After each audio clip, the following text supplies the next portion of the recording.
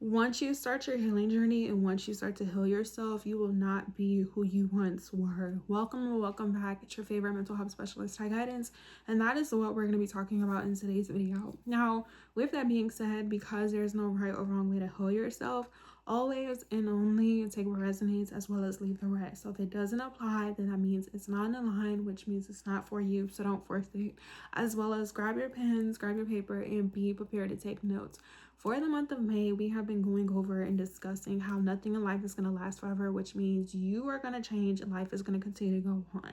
But in today's video specifically, we're going to go over and discuss what happens when you start to heal and what you should be aware of as you're on your healing journey, as well as some recommendations, some reminders, and some disclaimers. So starting off the first disclaimer, starting off with the introduction of today's video. When you have your moment where you are no longer resonating with who you once were, you have to realize that everything that you once were familiar with will start to be taken away from you. In order for you to grow, you have to change. Let's say that again. Let's put it in the comment sections. Let's write that down on our notes. In order for you to grow, you have to change. So what you used to do, how you used to think, how you used to feel, how you used to react and respond is no longer going to be compatible with you the moment you start to become aware of what it is that you want and who it is that you want to be. So the second disclaimer is knowing that when things start to get removed out of your life, you can ask questions, but I can guarantee you, you will have an answer. And when you receive your answer, when you receive your confirmation, when you receive your reassurance, let it go. The longer you hold on to certain people and places and things that are meant to be taken away out of your life, the longer you will deal with the attachment issues, the longer you will deal with self-sabotage, the longer you will struggle and suffer. Now, this doesn't mean that what you once had didn't make you feel a certain type of way, or didn't get you to a certain area of your life, or it didn't, matter. But you have to realize that there are certain chapters and there's certain lessons and there's certain moments in your life where you're going to go through certain things, and then at the end of the day, because the day is going to come to an end, it's not going to be there forever. The only reason why you may struggle with letting go is because sometimes you don't appreciate or you don't understand why you had to go through certain chapters and certain seasons in your life. And that's the third disclaimer. Until you're able to identify why you had to experience certain lessons, whether they were negative or positive, you are going to think it's challenging and difficult in order for you to live your best life.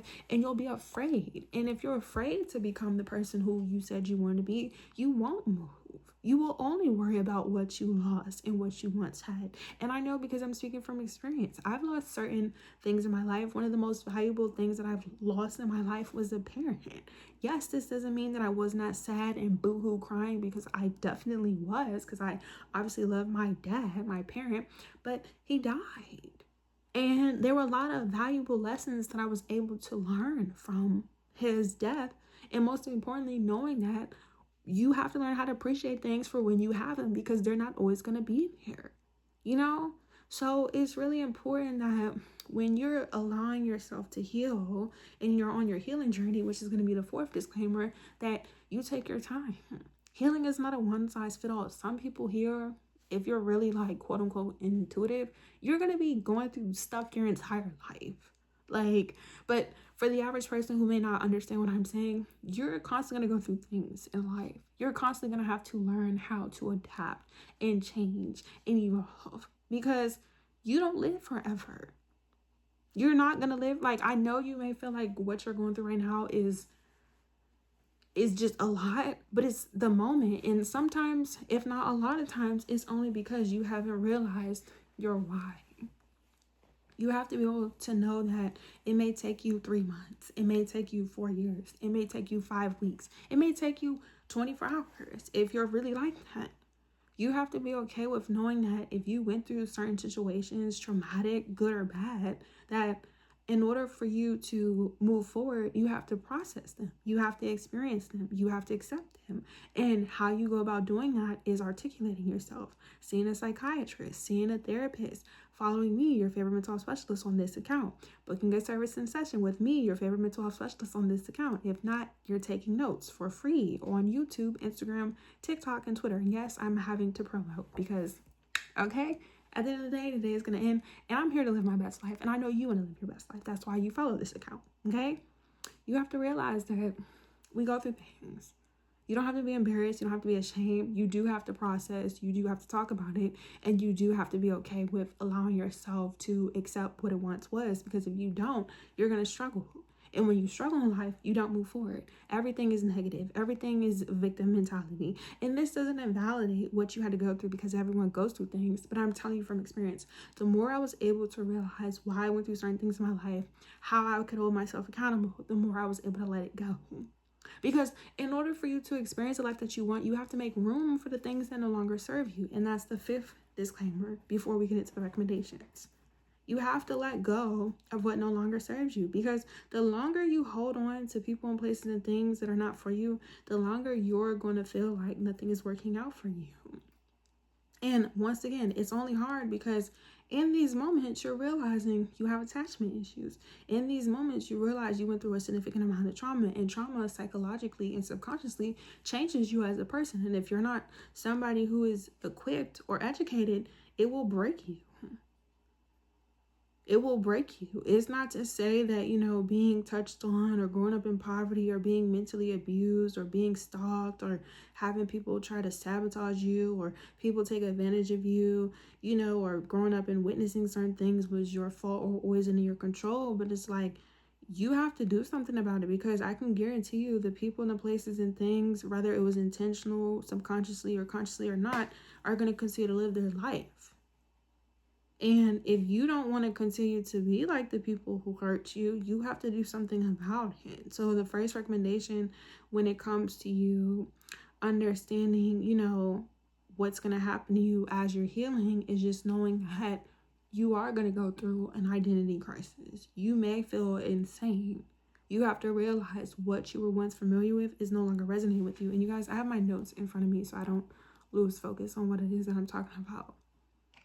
If you've gone through growing up in poverty and financial burdens from your childhood up into a teenager, and then your adult years, you decide you want to become financially literate and that you don't want to experience that anymore, you have to realize what you thought about money, how you had a certain relationship with money, how you perceive money is not going to be able to be the same, which means you have to now learn a new way of living when it comes to money. And in order to do that, which is going to be the second recommendation, you have to practice. You have to educate yourself. You have to let go and remove yourself from people who are penny pinchers or people who are frugal in a negative way. Like, it's nothing wrong with saving money, but like, if you want to expand your money, you may have to save your money. You may have to invest your money. Like, you can't be surrounding yourself with people, not just financially, because people hear poor and they think it's always financially. A lot of times it's mentally, all tea, all shade, but I'm going to keep it cute. I'm going to keep it demure. You have to remove yourself from people who mentally have a poverty mindset. Because like I said, being poor, if we're really going to go there, has nothing to do with money. Yep, I said it. Now what? Oh, jump scare. Like, you can't surround yourself with people who have fear, or whatever it is that you've gone through. So like I said, the second recommendation is practicing. If you know you grew up living paycheck to paycheck and you don't want to experience that no more, you have to be willing to take risk.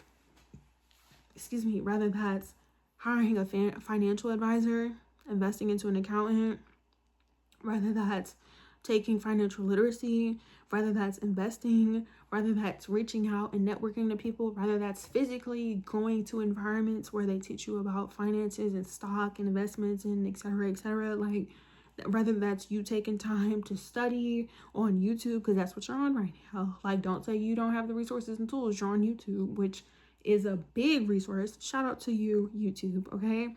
Like, you have to be willing to take risk when it comes to your healing journey. You have to be willing to accept that you have to practice. You're going to have to study. You're going to have to learn and unlearn. And once again, if you were thinking a certain type of way, especially if you're stubborn, because that's what it is to you guys. A lot of people are stubborn, but it's not always because you want to be stubborn. It's because you're ignorant. Like, you lack knowledge. Like, you didn't grow up with financial advisors. You didn't grow up seeing money. You didn't realize that money is printed. Like, any and everyone can have it. It's really not that rare. You know what I'm saying? The only people who think money is like a big deal are people, like I said, who maybe have not been exposed to it. And it's like, if you haven't been exposed to it, you have to start watching these videos and investing into your favorite mental health specialist. Because I'm telling you from experience, like, you know what I'm saying? Like, you have to be able to know that the more you surround yourself with the people and the places and things, and you unlearn information and you focus on what you need to, the more you won't feel as uncomfortable. The more you will be able to realize, like, okay, just because I used to think one way doesn't mean that I can't think another way. Like, you have to be open-minded when it comes to your healing journey. And that's the third recommendation. You have to be very open-minded. Like, you can't have the same mindset that you used to. You can't have the same identity. So the more you practice and you figure out, you know, what it is that you are wanting to experience and how you can work towards it with what you have, the more you will focus on those things and the more you'll be able to experience that. Like, when it comes to your healing journey, like I said, how much time, how much energy, how much effort based off of you. Because you focus and make time for a whole bunch of other things. Like, so many people come on YouTube and they watch literally any and everything. And it's not even just YouTube. Like, people literally will watch anything. Like, all to y'all shade. And there's nothing wrong with being entertained, but it's like, you can't complain or be upset about people living their life when you have the same opportunity to do something about it. If you're on YouTube, you have more than enough opportunity and resources to figure out what you need to do. Now, so if you choose to apply yourself. Now, of course, you may not have a therapist. You may not have, you know, money to invest into psychiatrists, but this is why I make these videos for you, like watching this. So all I'm asking for you when you watch these videos and you appreciate the energy that I'm pouring into you is that you pour the energy back by liking, commenting, engaging. Let me know, like, what it is that you want to go over and discuss. Like, don't feel embarrassed or ashamed or worry about like the negative comments. Like, none of that stuff will slide over here. If people want to say negative things about me, that's on them. But when it comes to my community, the people who are engaging, like, it's very serious. Mental health is not something you just do daily. Like, people are like, oh, what do you do for your mental health? This is a lifestyle, babe. Like, because a lot of you watching this, you're not there. All to y'all shade. If you're watching this, you're either like almost there or you want to be there. And if you are there, pat yourself on the back, because it's just like, I'm not the only person talking about these things, but it's just like, we need to come up with solutions. That's how you're going to heal yourself. That's what you're going to expect as you're healing yourself. You're going to start to make solutions. You're going to start to make better choices in life.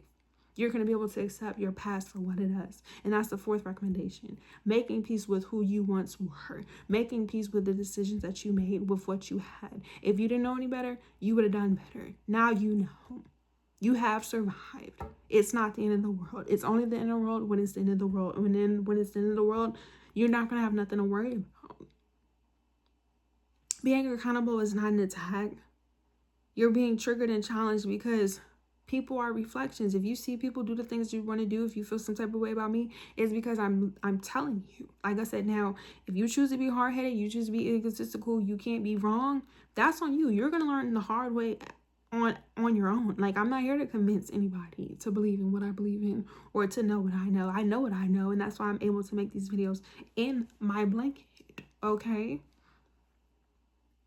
But it's not about me. I've done the work to heal myself. I know where I am and what needs to be done for me. But for you, you're going to have to figure it out if you don't have the family or the friends or the support. And once again, lastly, the fifth and final recommendation is knowing that as you're learning to go through your emotions and process what has happened to you and accept what's happened to you, and you're seeing a psychiatrist and you're going to therapy, or if you're going to the gods, the ancestors, the universe, take what resonates, leave the rest, because once again, I'm not here to force religious spirituality, that you no longer go back to what hurt and harm you.